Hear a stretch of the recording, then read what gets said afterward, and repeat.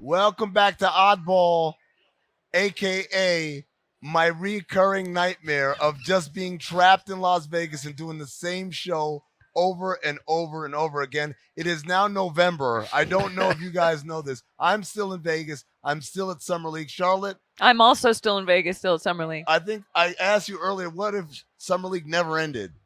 And now we know what it looks like. It looks like this. We're joined by Mo Dakhil.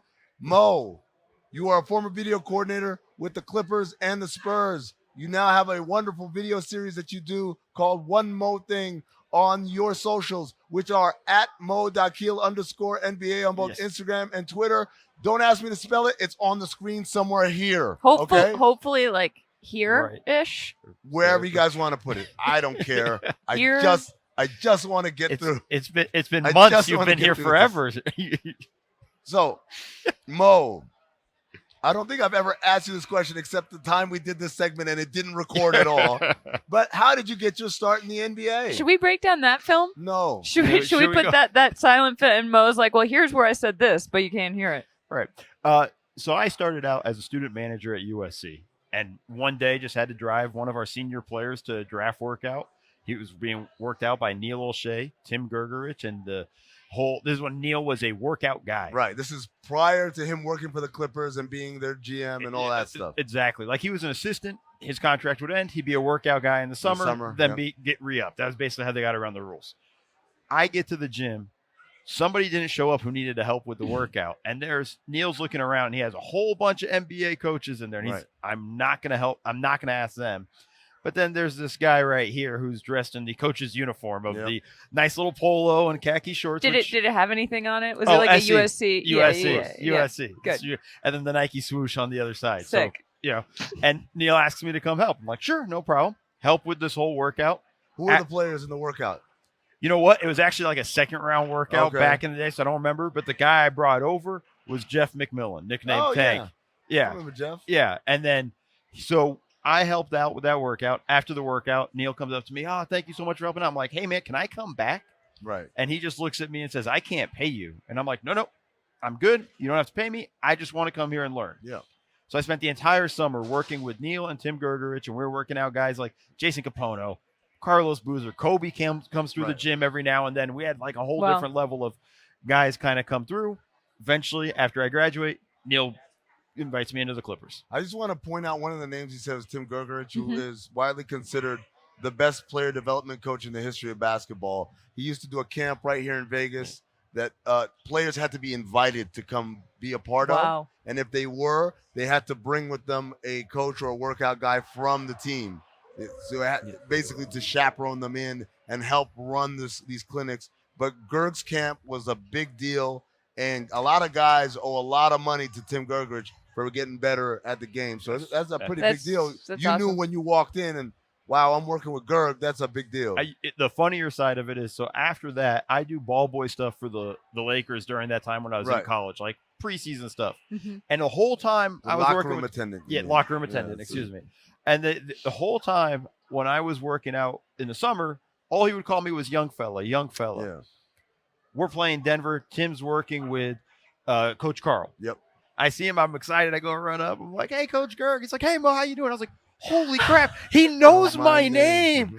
The whole time I thought he was just going to be like, hey, young fella. You low self-esteem bastard. Yes. So you're working for Neil in these workouts, and eventually Neil gets a full-time job in the front office with the Clippers as the director of player personnel? Director of player personnel. All right.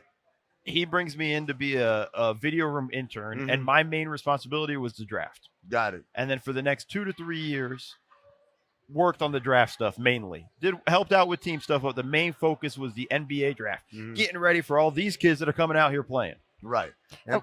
At one point, Mo, you were telling me about how the technology has changed from that point to now. How you used to have to, would you bring it to all the coaches' houses, the video? Oh, physical, physical media. I mean, dropping, at that time it was DVDs, but dropping off DVDs all the time. There was, Amin knows very well of probably when the team arrives at night, bringing a hard drive and a DVD of the games that they need for the next morning and so on, and meeting the plane at 1 or 2 in the morning. Wow. And doing all sorts of kind of weird stuff. Charlotte, hell hath no fury.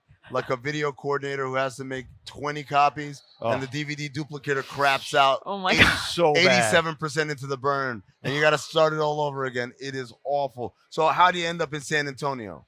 So oddly enough, I worked with James Borrego at a random basketball camp years ago. Right. JB becomes the head video coordinator with the Spurs. He sees me one day in the Clipper locker room. He's like, Mo, what are you doing here? And then eventually, after a couple of years, he says, hey, I got an open spot in the video room. I want to bring you in. I interview with Coach Budenholzer. Boom, get the job, and I'm going to San Antonio summer of 2009. So you're working for Gregg Popovich. What's something that people don't know about Gregg Popovich? Like something they have a wrong assumption about him about? I think if you just go based on the interviews and what we see in the press conferences, you would just think he is a grumpy dude. Yeah.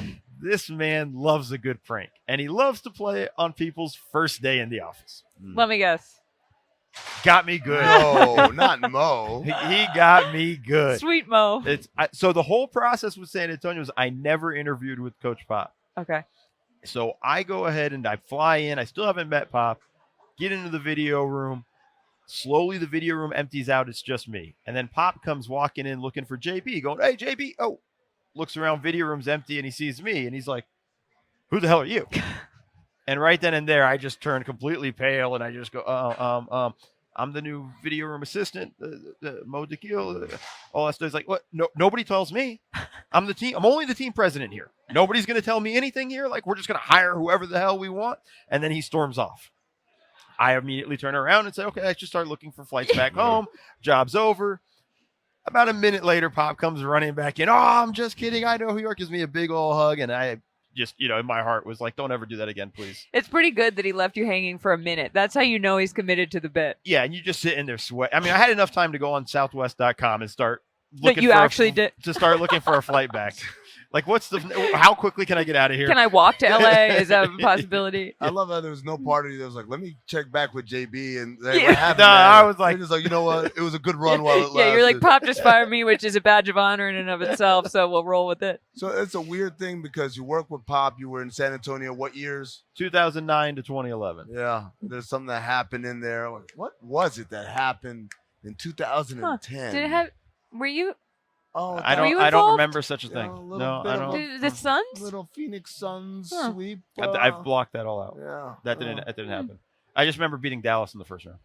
Well, congratulations for that. Good work. Thanks Good for work, continuing to play Richard Jefferson all those minutes. We loved it when he was on the floor. We had players begging referees not to call fouls on him because we wanted him on the floor.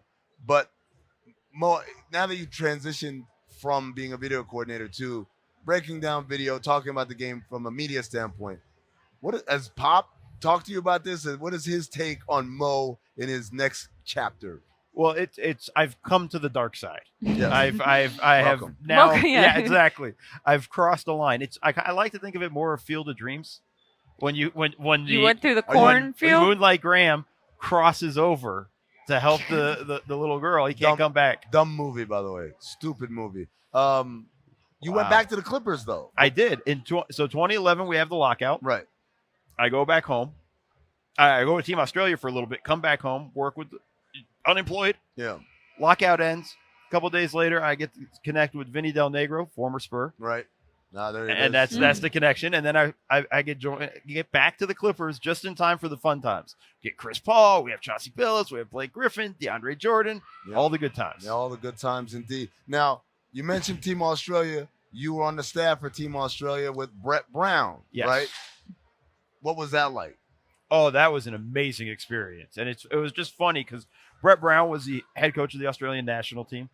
All through my year working with him, he would ask me to do just side projects or whatever, and he'd take care of me on the side and all those things.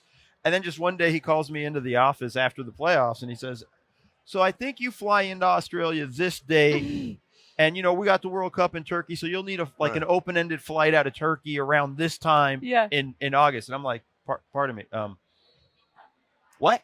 And he's like, I've cleared it with Pop. I've cleared it with RC. They actually really want you to take this, opportunity. Come work with us, Team Australia. And I loved every bit of it. I wrote a profile of Brett Brown because my family's from Maine. He's from Maine. And he was... Where's your accent? Well, I wrote I was Southern. Oh, My wow. brain. Give me one sec. I wrote a profile on Brett Brown. That's how they sound in Maine? Oh yeah, that's the Maine, and it's like a cross between Boston and Australian. So Tim Duncan used to say that he a Australian accent. It's true though. It was a full-on Australian accent. It was. It's a weird one. I've never heard anything like it. It never fit anywhere else. So, all these stories, Mo, that you're telling, Brett Brown, Vinny Del Negro, James Borrego, Mike Budenholzer. What is it about San Antonio that puts out so many people who are coaches and front office execs all over the league? Well, one, I think for the longest time, they were the standard bearer of how an organization should be run. And I think that leads to other people saying, hey, I want to take from you and I want to pull from there. And it goes back to just everybody understands if I'm taking something from a great organization, hopefully some of that will rub off. And we've seen some of that. Oklahoma City has a ton of former Spurs guys, and the coaching tree has kind of evolved in a way where now it's almost out of control. It's almost a forest. But we're seeing it also with like Steve Kerr with Golden State. Yeah. Alvin Gentry goes to New Orleans, gets another head coaching job. Mike Brown, all of that stuff. We're seeing that kind of happen when Luke Walton, the league, once you're good, everybody starts taking your guys. All right. I can't let you go. We can't. Without getting into Donald T. Sterling. You work for the Clippers in the height of Sterling mania, right when the tape dropped with him talking shit about Magic Johnson to B. Stiviano. Give me one good Donald T. story. So it's a story where right before the tape drops, and I'm literally talking matter of days, we are on the team flight to Golden State. The series is 1-1. We're going to fly over there for game 3. All of a sudden, and the way the team plane is set up, the players are in the front, the coaches have a bunch of tables in the middle, and everybody else is in the back. All of a sudden, all the coaches start running to the back because Donald Sterling has just randomly shown up. He hadn't been on one road trip the entire season. Shows up for that one. Comes up. One of the assistant coaches convinces me to go leave my seat and go sit up there. Nice hazing. Yeah, it was a pleasant surprise. I sit down, then realize what I caddy corner to Donald Sterling. So my back's to the cockpit. Sterling's basically just right there. And the side note is I don't like to fly. So when I fly, before I start, I usually pull out the Quran and read a couple verses and then put it away right before takeoff or right during takeoff. We're about to take off. I reached for my Quran. As I reach for my Quran, I see Donald Sterling. I start pulling it out. I said, it's just a short flight. We should be fine. I put it back down and just sit there and saying, probably smart. We should be all right. Let this one ride. Yeah, because at the one thing that's, I guess people don't really understand, we all knew about Donald Sterling at that point. The whole league knew. The whole league. He had a deposition in 2006 that leaked. We got all the information we really needed. When that tape dropped, I remember saying, that Donald T. Like, if someone asked me, what are they going to do about it? I said, nothing. No. But we already knew. No one's learning this for the first time. Right. But I guess that goes to show how much I know. Mo, I look forward to bringing you back and talking some actual hoop instead of your boring-ass life story. Wow. This is Oddball. I liked it. Thank you, Charlotte. No. Come on. We started out so nice.